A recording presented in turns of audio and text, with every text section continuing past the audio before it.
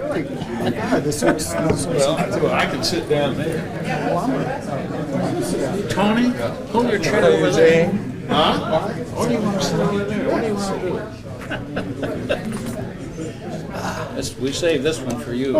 It's wired. I'm just gonna keep quiet and let you guys do it. Oh, sure. I'm not sure how many other people might be coming, but in any event, we welcome them when they do come. This was my idea, and it wasn't original with me because it's happened at other campuses where there have been presidential inaugurals. In fact, Miles Brand did this when he came in at IU to get some former presidents participating in a panel. Now, several of those presidents were taken out and executed after the panel.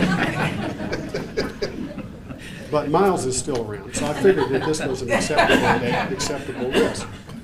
I thought it was a good idea because an inaugural, a presidential inaugural, almost any transition in the history and development of the university is a time when people think about change and something new, but what it also signifies is the continuity of the institution. And I'm not drawing this comparison seriously, but as you know, in the case of European royalty,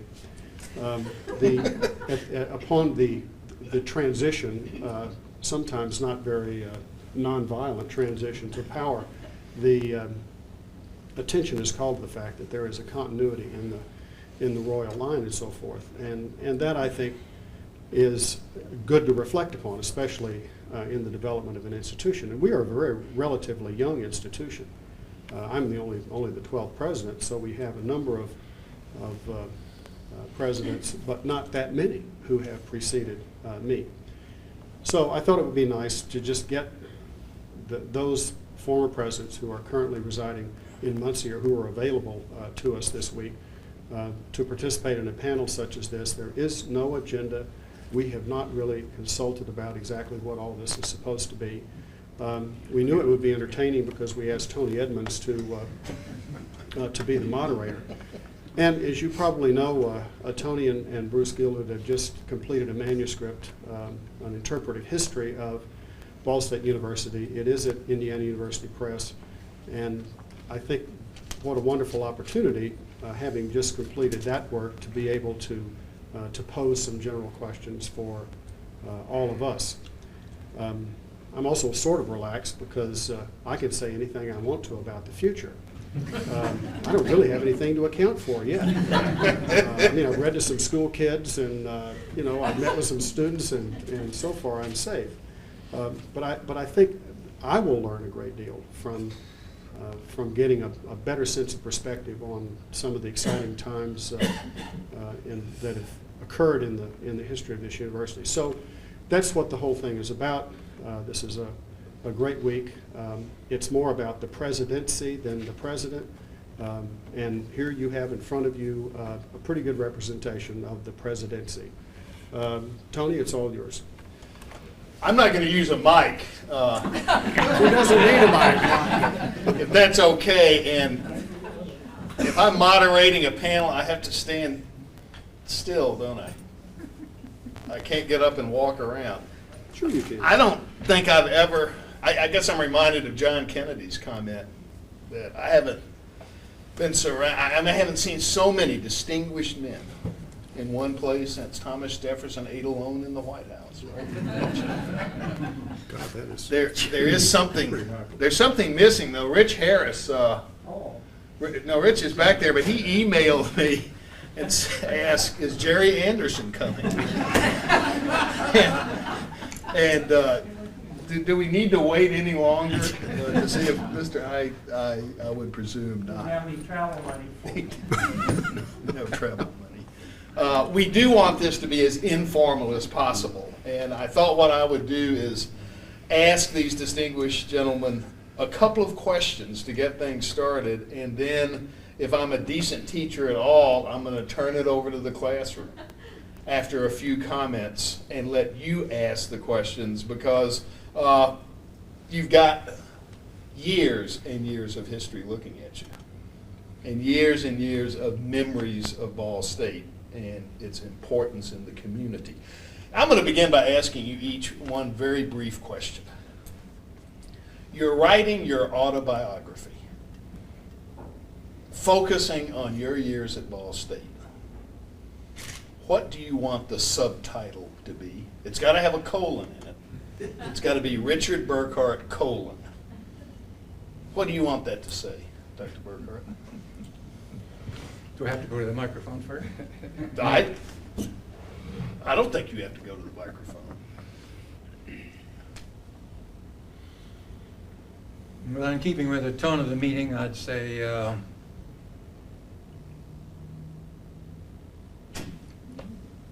the canopy over the commencement platform.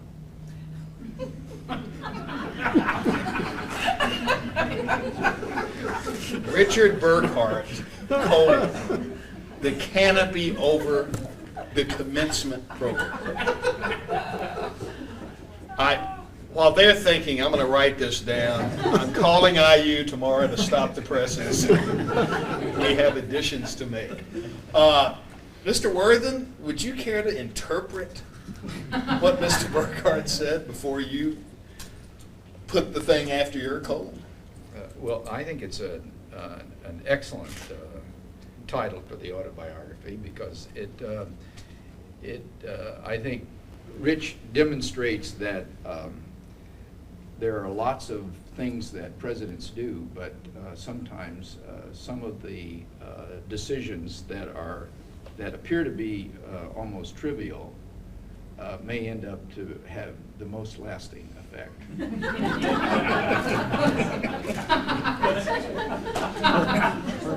However,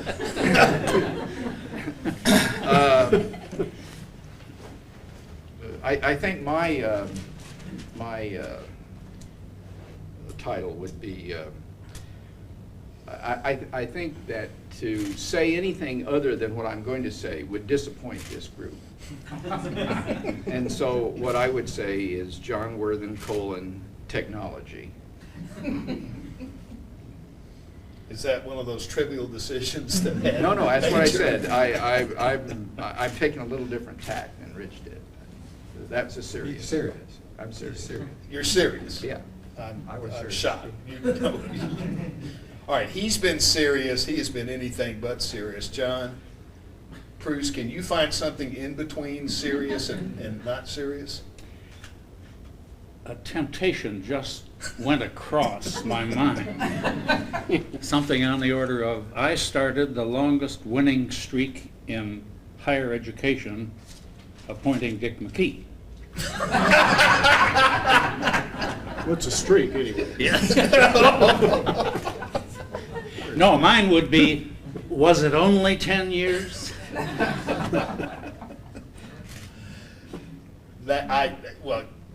You're a president, aren't you? Well, I think so. Part of this language and what you put after a colon is a little bit like how we arrive at our capital campaign designations. They have a generic sort of appeal, but you don't really know what they mean until you flesh them out. And I've been talking so much about, because every era is a transition in history.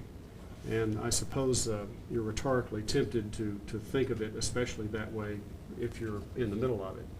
But we've been talking about taking the university obviously forward to a new dimension. So if there was a colon, it might be, reaching a new dimension. I have no idea what the dimension is. But I think that's sort of the responsibility for all of us now. And I think John did, obviously he introduced this a very positive influence, emphasis on instructional technology, but also you came after a time of some administrative shaking up, let's say, and instability. And I think one of the historical judgments on your presidency will bringing stability and at least a sense of continuity and stability at the office of president. That had been present before that too, but not immediately before that. I don't know where you want to go with this, but let me respond to Absolutely. the thought As that, moderator, the less claim. I say, the happier everyone is. I think The people in this room who have been at Ball State for some time will know this, but a lot of people, I think, don't understand that what you say is absolutely true. When I came in 1984, there was an expectation, particularly by the board, that we have some kind, we pour oil on the troubled waters, and we have some kind of stability that people could experience, and our communities, state and local communities could see. But it really wasn't very difficult to do that because of some things that had happened just prior to my coming in 1984. Rich Burkhardt was responsible for changing the salary program, which made a huge difference. It meant that you could have, you could actually appoint faculty in different areas and attract the very good faculty, and you didn't have to stay with a set salary schedule. You remember those? I do remember that. And Bob Bell, who immediately preceded me, had really calmed things down pretty much. So the two people who preceded me, I think, had really begun to exercise that calming influence. I know at some point around 1981 or so, a wag in the university said that the Ball State flag beneficent should be hauled down and a revolving door should replace it because of leadership at the top and problems with leadership at the top. I guess I would add one thing, John, to the if you want to call it the salary schedule wars, or in the book we sort of call it an older Ball State and a new Ball State, and the salary schedule is kind of symbolic of this. I think John Pruce got a bloody nose or two over this whole issue of salary because really it was during your administration, as I recall, that this issue began to percolate in some Matter of fact, ways. it's the reason I'm no longer in the front office. There may be some people in here who would be interested in knowing that I broached the question of changing salary administration at Ball State in November of 1968. And it was a lightning round. I remember a meeting of the Board of Trustees when Bob Bell and his faculty had worked hard to propose for the College of Business a two-tiered, not two-tiered, a twin-track salary program, which made a lot of sense, I think Rich will agree with me, to those of us who were trying to work on this matter. And I carried it to the board with a recommendation for passage. A leader, self-appointed probably, of the faculty pleaded with the board to give us 1 more month. Now, we've been working on it for 8 years. Give us 1 more month and we'll work out the details. A recess was called. The board at that time was able to talk to itself without having a lot of other people present. And Alec, bless his heart, said, "Don't you think we should try?" I said, "Alec, if you want to try, fine.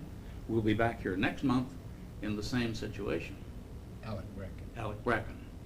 Some of these people don't. Ah, Who yeah. Alec is. If you were around here, you knew who Alec was. And he was a wonderful guy. But without question, that was a time of change, which was very difficult for many people to accept. But I submit that Ball State would not be the institution it is today if we hadn't done something about being able to attract and retain, as John mentioned. Very important issue.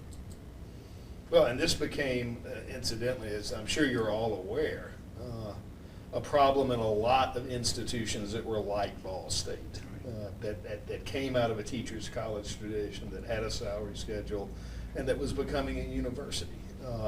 My research suggests, and Bruce, my colleague, you might fill me in on this, that Ball State was one of the last schools of its type to develop some kind of merit or some kind of market salary differential. That was an observation that was made by Mr. Bracken about 1976, 77, that Ball State was the last of the Mid-American conference schools to adhere to a salary schedule. He also made the observation that wasn't gotten us at the same time. If I could muddy the waters a little bit on this, it's a little complicated. Maybe John, you can, John Cruz, and John Wood too. The other Mid-American conference schools, if I understand correctly, have unionized faculties. And I think some of their Not all. No? Not all of them. No? I don't think so. Western Michigan, Eastern Michigan? Miami, Michigan. Miami does. Miami does not. Well, I'm wrong then, you know. I was under the impression that if that were to be the case, then salary decisions would be reflected in master contracts that would be the result of collective bargaining, which is not something that applies in Indiana. And so there's a modest difference there, which is not to say that Mr. Bracken was wrong. There could be merit and shall we say, marketing, components of all of that. It was a little, I think you'd agree, or you have a comment about our situation, even though we're a member of the Mid-American Conference relative to salary, doesn't match entirely up with all of the others in terms of how those decisions were made. That's sort of my reading of that as of the 1970s. In terms of how decisions are made?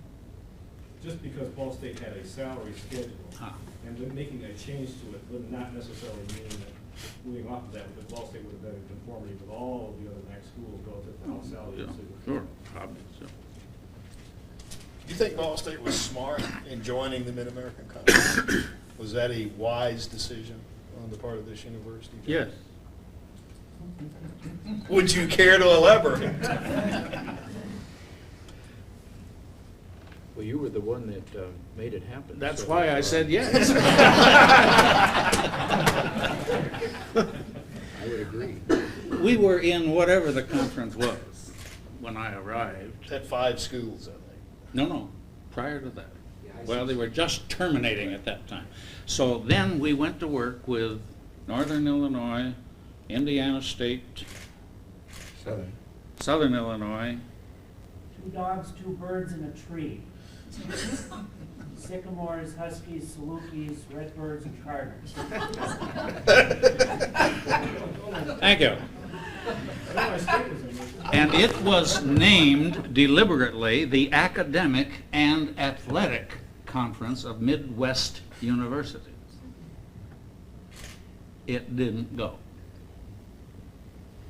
It was a worthy effort, I think. We tried hard, particularly focusing first on the academic and then the athletic, but it didn't go.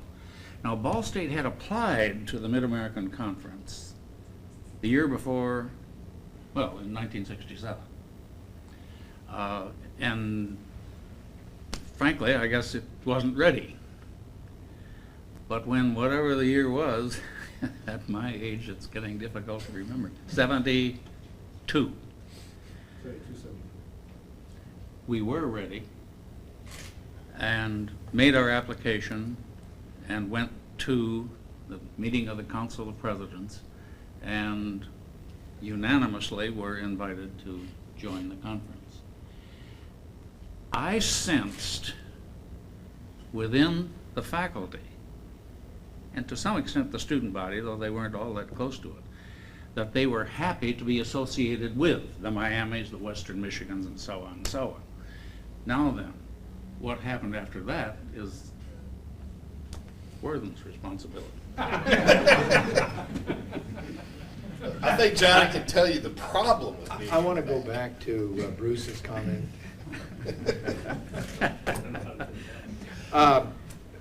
back to the issue of the salary schedule.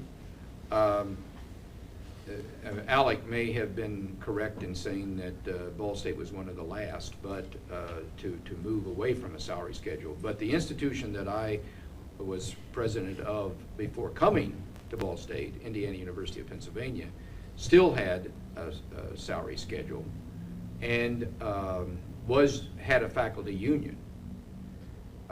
And the faculty union was one of the reasons that it was difficult to change that. And that really, I think, harmed that institution's ability to attract outstanding faculty in certain disciplines.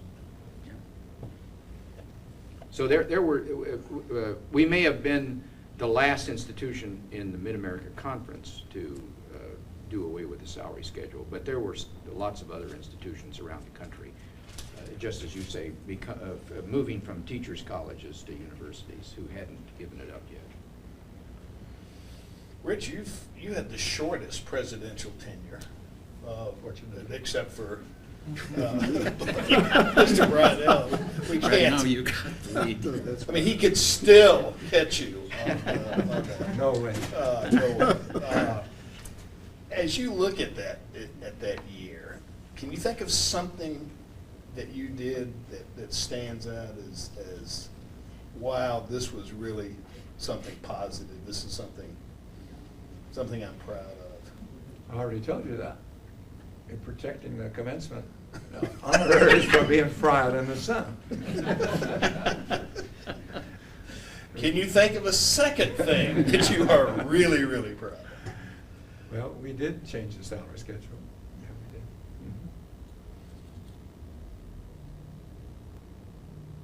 There must have been something else, but it eludes me at the moment. When I was at IUP, we had a search for a provost, and we were able to attract Norm Norton.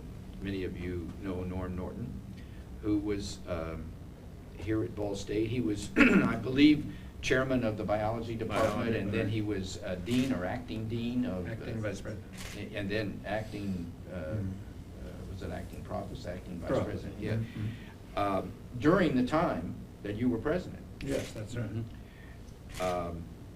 Norm Norton came to IUP, we worked together, and every time we had some kind of big decision to make,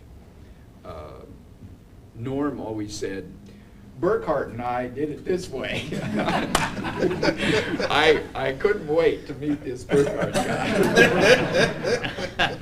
But Norm, I remember, in fact, we were trying to figure out how to change the salary schedule at IUP, and Norm went through in great detail the efforts that you and Norm and others, and along with the board, had gone through to change that schedule. Well, it'd probably be appropriate to say just a little bit more about it.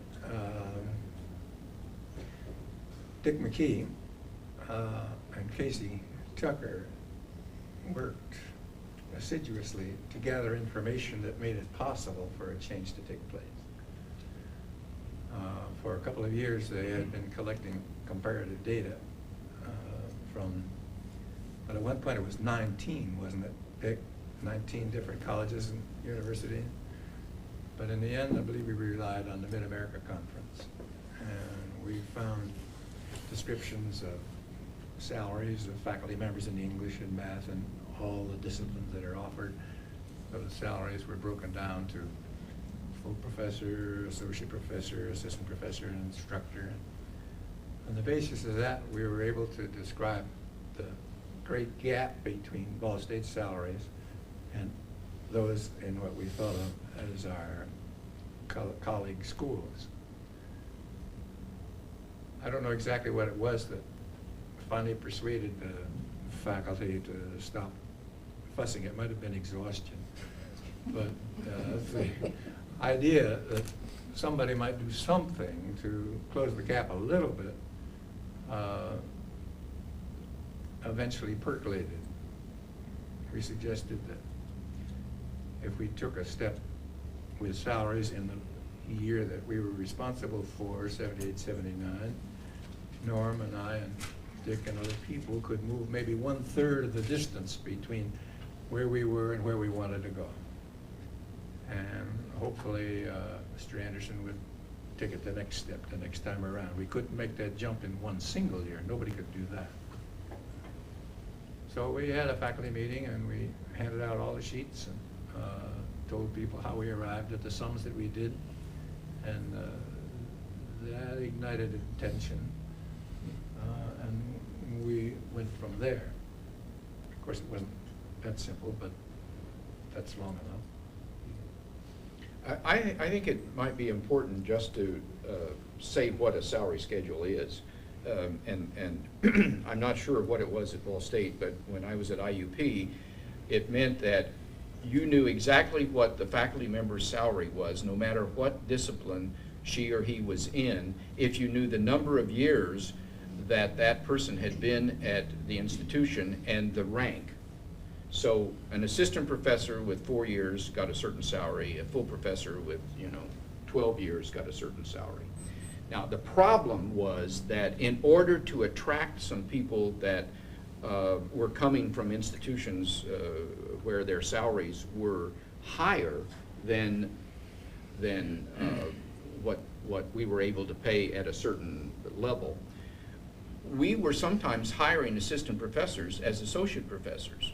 Or in some cases, we hired assistant professors as full professors, even though they really, with respect to all of their research and their teaching, did not really deserve to be full professors. So it really threw the whole ranking system out of kilter and created all kinds of morale problems within the faculty. I came to Ball State in 1969 when the salary schedule was in full flourish. And I can remember sitting down, I guess, with Dean Carmen of Science and Humanities, and he looked at how many years of what my degree was, how many years of experience I had. I taught in high school, so I got a year credit for each, because the more experience you had coming in, the higher up you were on the scale. And he said, "Have you ever done any Boy Scout work?" I said, "Excuse me?" He said, I really would like to get you up as high as I could. Did you ever run a Boy Scout troop? I might be able to get you up a notch." And I said, "Sir, I ran from the Boy Scouts." Yes, John. There's one other dimension of this salary schedule business that I would like to mention. If you were to ask, and you tried to earlier, what are your main accomplishments or something, one of them that probably only a few people in this room remember is the term equity gap. In 1968, I was informed by a senior officer, not a president, of one of the other three universities, that the way we do it in Indiana is we all support each institution's budget request before the legislature. Then when the appropriation is made, we have a predetermined formula by which each institution's budget would be adjusted. And we would hope, sir, that you would agree that that's a good system. And my response was, I think I was invited to come to be president of Ball State University, not a cog in the wheel. And it took a couple of years, but if go to the morgue, and by that I mean the newspaper morgue, not any other. Equity gap, equity gap, equity gap, because Ball State was fourth in line. After all, we were the first regional campus in the state, right? And when we finally broke that, it permitted us to start thinking about some other things that we might do. It wasn't dramatic, but it was significant. The other thing, if you didn't really live through the salary schedule years, the salary schedule at Ball State was prepared annually by the salary committee not the administration. One year, the salary committee, the chairman was ill, I think, or something, and it wasn't ready in time to go to the board, well, really, to the Senate. So I asked Nell Young to take the percentage that was applicable and adjust the previous year's schedule. When that was published, again, if the record were complete, the chairman of the salary committee stood up in the Senate and said, I must inform the faculty that the schedule that's been distributed was not prepared or approved by the salary committee. And there is one of those numbers I would direct to your attention, and I don't remember, it was assistant professor, PhD, 12 years of experience. It was $1 off. Yeah. I wonder why some of us were a little concerned about it. Nell Young, incidentally, was a longtime secretary to the president of Ball State. I think, John, you'll remember that during your administration, occasionally faculty members would complain about their salaries in comparison to MAC schools. And I guess that's one reason I ask you about the MAC. I always suggested to Provost Vanderhill that because Ball State was always, faculty salaries are always at the bottom of the Mid-American Conference until Marshall from West Virginia came in and we weren't on the bottom anymore. That's why I supported Marshall. Well, I suggested to you, sir, you don't remember, that Ball State desert the MAC and join the Ohio Valley Conference. And at that point, Ball State would be at the top in faculty salaries, and it would be an enormous raise for us and help in morale.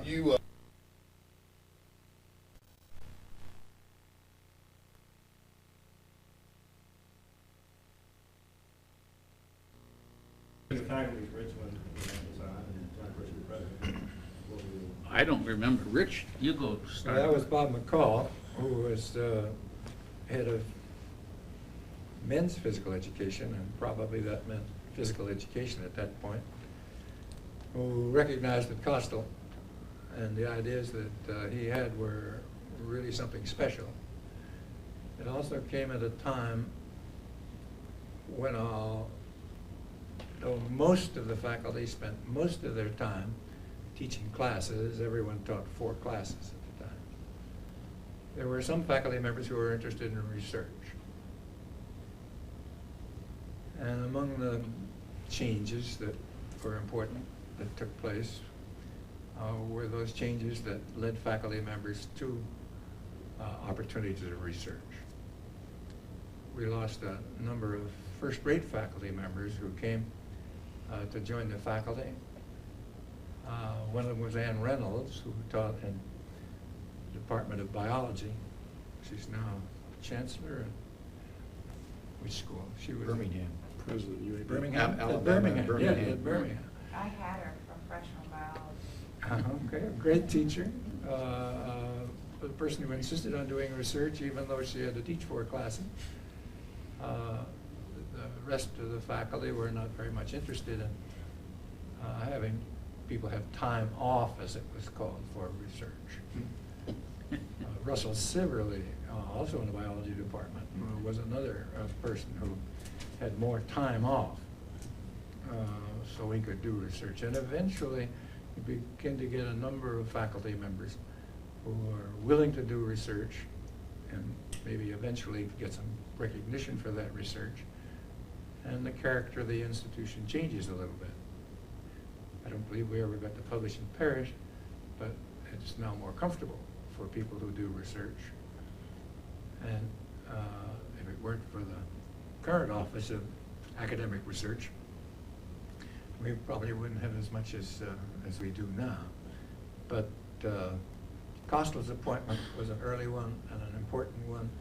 He had national recognition before he came, and he brought national recognition to Ball State, grant after grant after grant. I recall a great story about the early times of the Human Performance Lab. I think by that time Professor Costal was there and was the director. and someone in the purchasing office asked the question, why do we need to spend $600 for a bicycle for the Human Performance Lab? And so there was a lot of discussion about this, and, this is crazy, this is way out of line. And they said, well, go over there and talk with them. So they sent them over to the Human Performance Lab, and apparently they got out the pictures, and the guy came back and said, not only is it overpriced, but it doesn't even have any wheels. So it took a little while for the university to adjust to the research that the Human Performance Lab was going to be doing. Costello, by the way, had a great sense of humor along with his very, very substantial skills and knowledge. We took the trustees to visit the Human Performance Lab after we had made some very modest improvements, as I recall. And it was at that particular time that one of David's principal interests was striated muscles versus what are the other ones, as it relates to track stars. Rich, you remember that? Yeah. He said by taking a little biopsy here and there and so on, we can predict or we can advise that this person should go into the short sprints or the long distance stuff. And so I've done it before, I'll do it again. Opened my mouth. I said, gee, Dave, that's wonderful. Do you suppose you could apply that to taking little biopsies of brain cells to determine whether a person ought to stay in the classroom or we should move into administration? He said, I'm afraid we would blunt too many needles. Well, David Costell's program was the strategy for developing the Human Performance Lab into an internationally known program was not on anyone's mind except David Costello. The way that program developed, we put him in a closet someplace. Then we moved him into a trailer that we had sitting where now the parking lot in the around the arena is, and he was in that trailer until we built the building that the Human Performance Lab is in now. But it was an example of administration and others leaving someone who was very creative alone. Really counting on that person to develop the program, get the money, and it really flourished. But it was, I think it's fair to say, at least that was my impression, it grew into an internationally known program, not because of anything that any department chair or dean or provost or president or board did, but because of a single individual. There are some other examples of that at Ball State. One certainly is the current one is the entrepreneurship program. I mean, Don Karatko has built that program because of his creativity, and I'm sure Jim must have some others. Well, I agree with that, and I think it suggests an interesting challenge for us right now. Because I believe there are, in the ranks of our faculty now, many people who have the potential to build programs that can have the kind of international impact that Human Performance Lab has had, and many are working in that direction. To a considerable extent, I think the notion of having provided an open avenue for Costello to build the program is true. I think we need to think about perhaps some positive incentives which can work to the benefit of those potential excellent international scholars that we have. I think that's one of our great challenges right now. Could I add one little tip for our current president? Dave Costello could have gone virtually any place. He had letters inviting him to join the faculty at Berkeley, et cetera, et cetera, et cetera. But he liked Ball State. And that was at a time when the salaries were really not very good. But the spirit of the Ball State community has always been strong, and it has helped us to keep some very good people. Nothing exists so simply as we may have suggested it, because even the board supported Dave at a time when he was coming out of the closet and into a larger facility. The president of the board wanted to have us build him a whole big building. If we're going to have something like this, we ought to have a laboratory that really is internationally large and famous. Dave says, that's not what I want. I want that building that's right there on the side enlarged a little bit. That's all I want. That's right. I asked David Costello in 1984 when I came, I had a conversation with him, and I said, David, your program is probably the best known program internationally at Ball State. You've got 12 graduate students over there, maybe 10.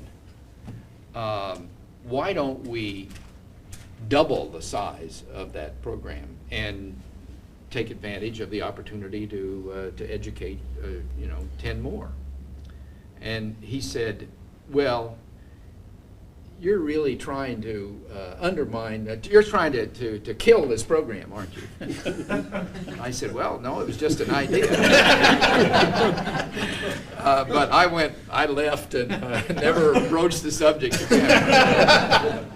Dave Baldwin. Yes, I wonder what the effect, if any, in the estimation of the panel members was, in the change in the university between the quarter system and the semester system that came during your tenure. Didn't happen on my watch. We tried, but we didn't make it. You didn't get everything done in the week.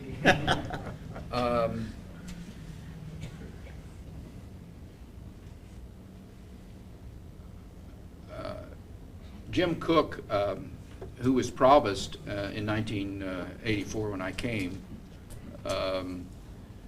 said to me that we really ought to change to the semester system, but you'll never be able to get it done. So Jim left to go off and be president of the University of Montana, and we started working on that and had a discussion that went on for quite some time. In fact, some, as I recall, some scheduled Senate meetings just to discuss the issue of should we change to semesters or quarters. The vote, the students voted, I think, 80 to 85% not to change. But as you know, what we learned from Sir David Hunt is any change, however salutary, is undesirable, particularly with students. And in the Senate, the vote was 57% not to change, 43% to change, and I decided to not take this to the board, but to make the change. And the reason I made the change is because Bill Miller got up in the Senate meeting in one of these discussions. He was in charge of in the English department, professor of English, and was in charge of the freshman English program at that time. And he said, if we change to semesters, we'll be able to improve the writing of freshman students. I said, in my mind, that's about the best argument that I've heard. And if we can do that, and people respected Bill in the freshman English program and the English department, so we made the change. Now the question is, did it have any? Was there any? I think it has been a positive change, but I don't think there was really much fallout from it. It took a while to get it organized and to really make the transition to semesters, and Tom Kaluzinski did an incredibly good job in organizing that and heading up that change. But I think it was good that we did it.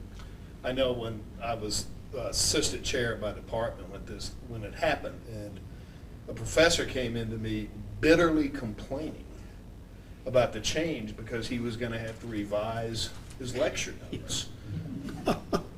And I said, well, you know, actually I see this as kind of an opportunity to refresh things, but if you're really, really worried, here's my advice: talk slower.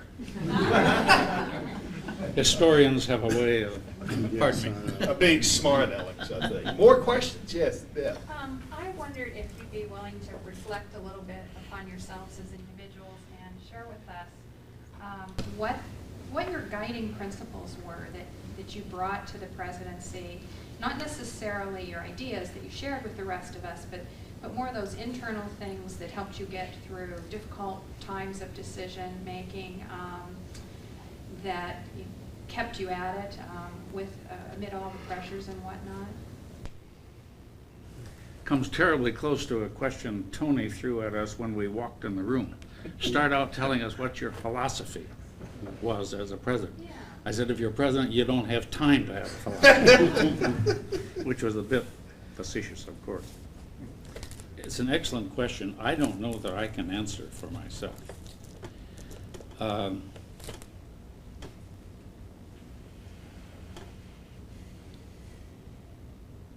me get at it this way. Shortly after I arrived, or maybe even before I arrived, I was asked, how many vice presidents are you going to change? I said, I don't plan to change any at this point, because I see myself as coming into an institution that is a going concern. You know, we all say, those of us who have been in this business, if you want to be a president, go to one of the or the other of two types of institutions. One that is really going, or one that is really falling apart. This institution was really going. And I found in my 4 vice presidents thoroughly capable people. I remember proposing to the Board of Trustees in a meeting at which J.C. Wagner, the Vice President for Business Affairs and Treasurer, and I were present, the others were not. I remember saying that at the next meeting I would like to bring Vice President Burkhart, Vice President Byro, Vice President Bum. Because while, you know, I'll school myself as best I can on all of these issues, but those are the folks, you know, they've run those areas and they know the answers. A trustee said, oh, I couldn't possibly approve of that. And I said, why not? This trustee said, I just don't think I could discuss some of these issues in front of other people. And I said, I'll make a prediction. It won't be long until we'll not only have 4 vice presidents and the assistant to the president there, but we'll have newspaper reporters, they'll have cameras, we'll have TV people. Oh, I couldn't possibly do it. What I tried to do was to say, how can I figure out what I think is best for the university? Work with the senior staff to say, how can we fix this thing? How can we improve this thing? I'll quit. You've had a lot of time to think of that. That's I good. asked you this in the interview, too. Yeah, that's good, John. Now you're telling me. I agree with that.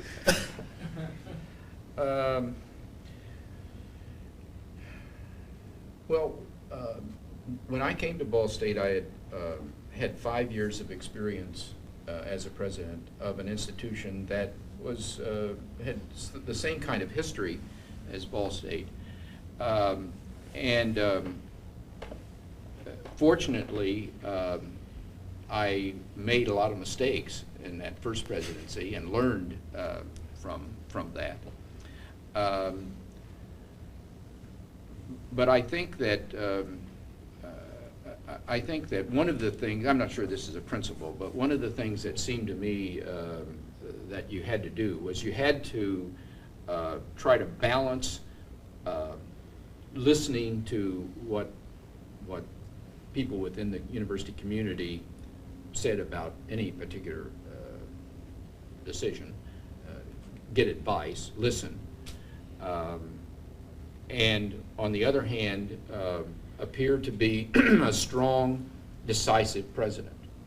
I mean, you have to have some kind of balance between that. The decision to go to semesters, for example, was, I thought we needed a decisive move at that point, and that it was the right thing to do. And I didn't want the board to be held responsible for that decision. I wanted to demonstrate that we were going forward as an institution, and I wanted to be perceived as a decisive leader. But on the other hand, you really open yourself up to a lot of problems and criticism if you don't take advice and listen. And as John said, the senior staff and the deans and the department chairs and indeed the Senate has, in the experience that I've had at Ball State, been great advisors and been able to give lots of advice. And I think that any successful president has to listen to that advice.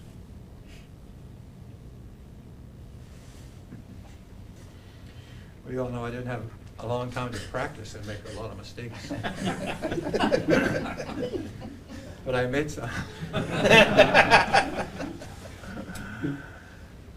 As academic vice president and dean of the faculties, I found that one of the aspects of that job that was really fun and rewarding was to be able to give a little bit of help to somebody from time to time who needed a microscope or wanted some money to go someplace. And when I mentioned the amount of money I had to work with one time in a meeting that Provost Vanderbilt was in, he nearly died laughing for the amount of money we had that was discretionary. It was like that. But nevertheless,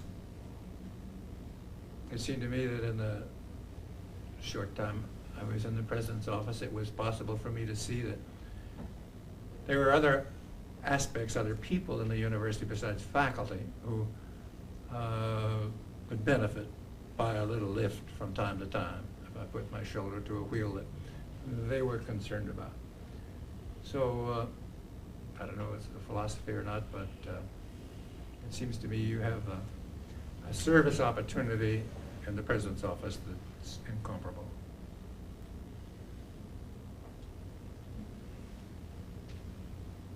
You don't ask questions, I'm going to ask more. That could be, Steve Bell's there, he's a reporter.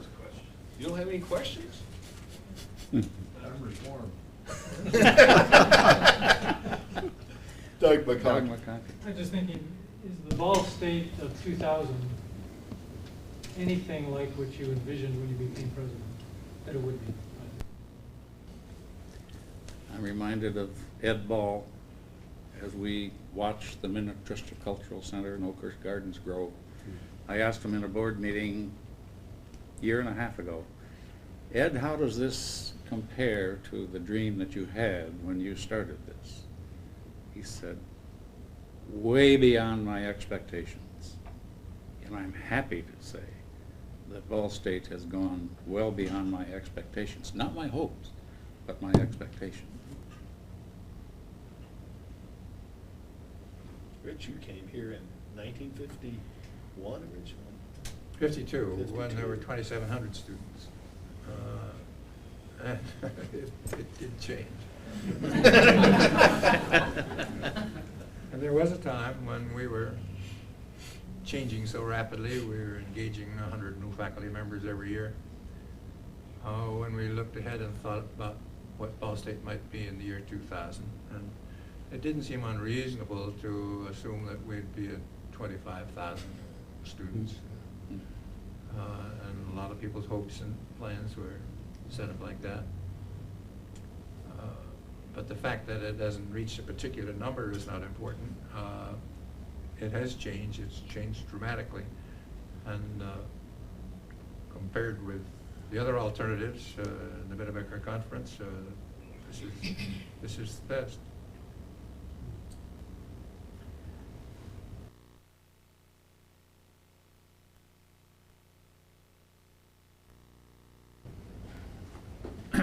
Faculty, students, program offerings, respect among peer institutions, within the state, without the state. I mean, it's just blossomed. Can't tell you. Several people said, "Why do you stay in Muncie?" I say, because I like to watch the university continue to grow. That's not quantified, but it's pretty real for me.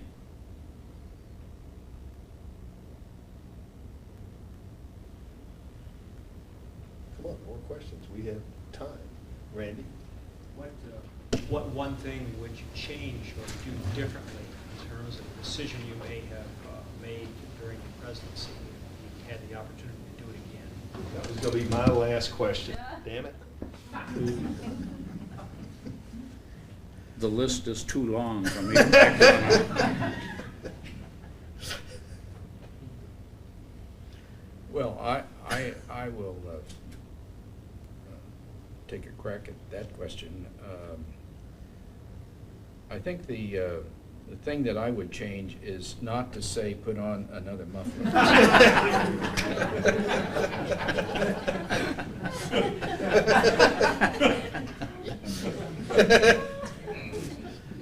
Why do you think you said that? Can you put yourself back at that moment in time and go into your own thought processes? Would you rather not? The idea that students have that we should cancel classes when it snows is just, I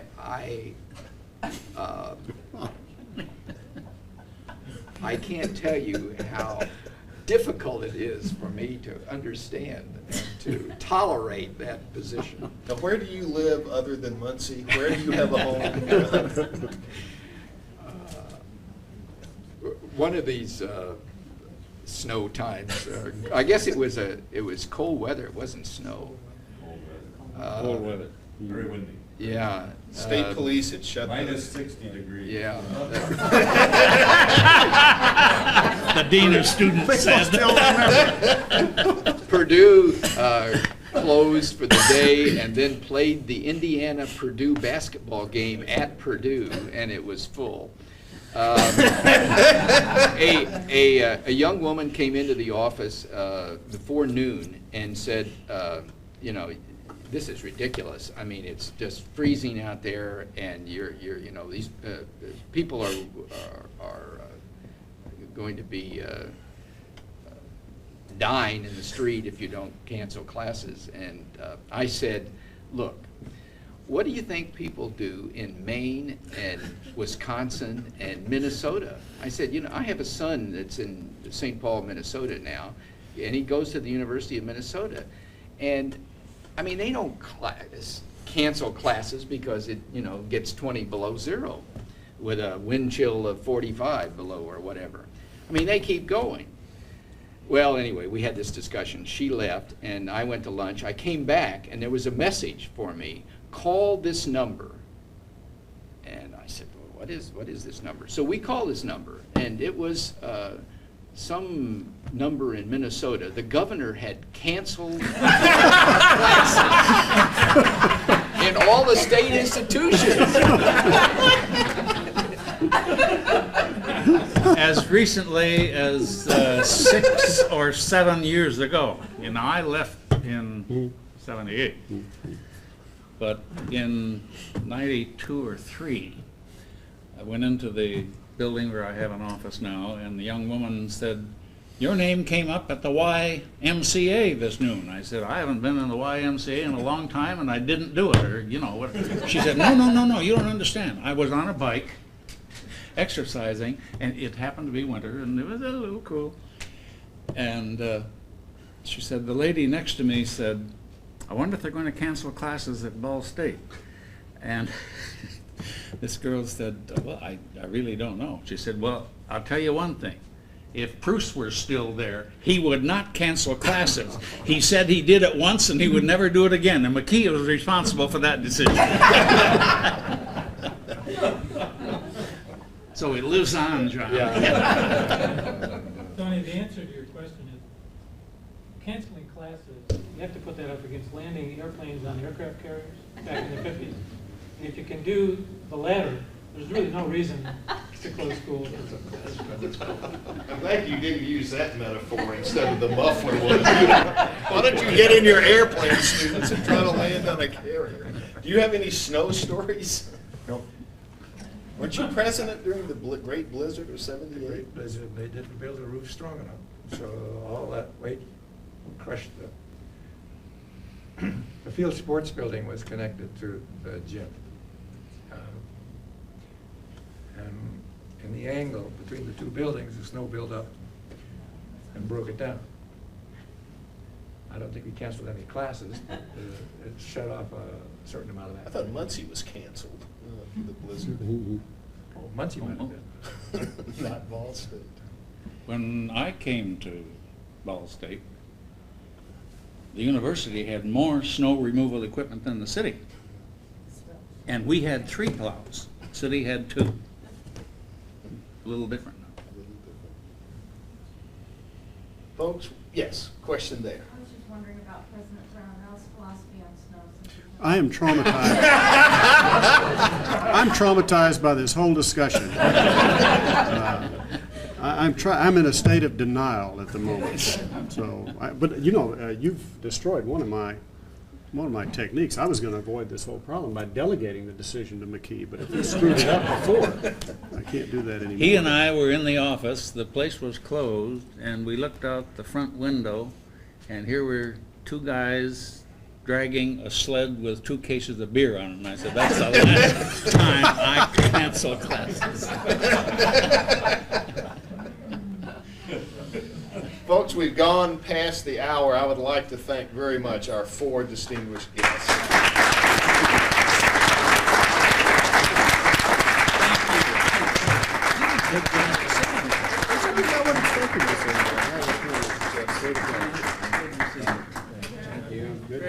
If any of you are still unhappy about something, they're up here. Absolutely You talk to perfect them. tone. If I could get at you guys. Uh-oh, now he's a reporter.